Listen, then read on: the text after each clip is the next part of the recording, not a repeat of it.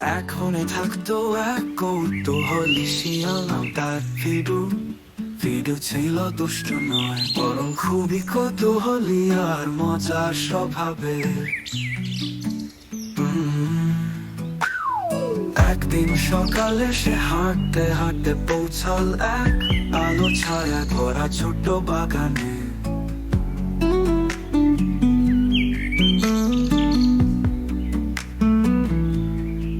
সেখানে গাছের ডালে ঝুলছিল রসে ভরা আঙুরের থোকা। ফিডু আকাশের দিকে তাকিয়ে বলল, ওহ কত মিষ্টি লাগছে দেখতে। সে লাফ দিল আবার দিল, কিন্তু আঙুর তার নাগালের বাইরে।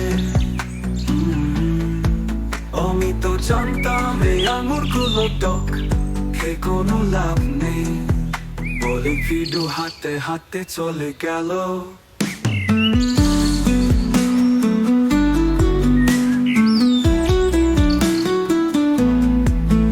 কিন্তু হঠাৎই এক পাখি গাছ থেকে ডেকে বলল, ফিডু তুমি কি জানো না এই আঙুর শুধু বুদ্ধিমানদের জন্য, আগে তার ধাঁধা বুঝতে হবে। ফিডু থমকে দাঁড়ালো, ধাঁধা কেমন ধাঁধা? পাখি বলল, গাছের নিচে পাতা রয়েছে একটি ছায়া, তার ঠিক ছায়া কেন্দ্রে যদি তুমি বসে চোখ বন্ধ করে ধ্যান করো, তাহলে গাছ নিজে আঙুর ছড়িয়ে দেবে।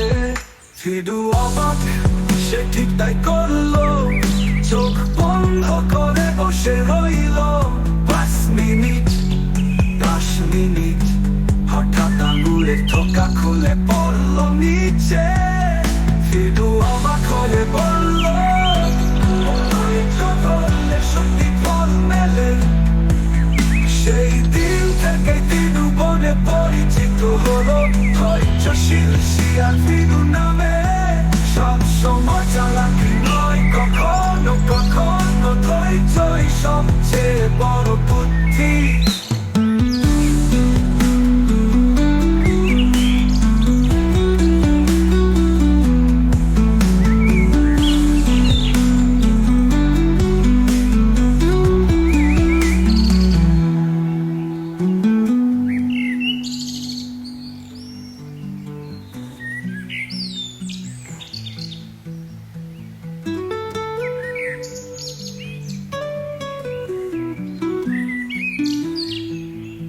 কিন্তু হঠাৎই এক পাখি গাছ থেকে ডেকে বলল, ফিডু তুমি কি জানো না এ আঙুর শুধু বুদ্ধিমান, আগে তার ধাঁধা বুঝতে হবে।